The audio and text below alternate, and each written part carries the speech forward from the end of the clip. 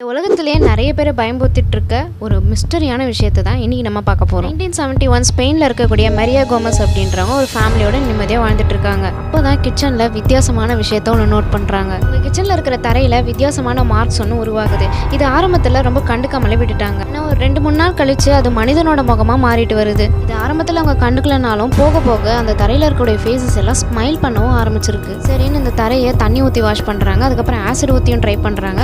ஆனால் அங்கே இருக்க ஃபேஸஸ் மறைகிறதா இல்லை. இதை பார்த்து ரொம்பவே பயந்தும் போகிறாங்க. வீட்டில் இருந்து மண்வெட்டி எடுத்துகிட்டு வந்து தரையை ஃபுல்லாக உடச்சி கான்கிரீட்டில் புதுசாகவும் தரையை உருவாக்குறாங்க.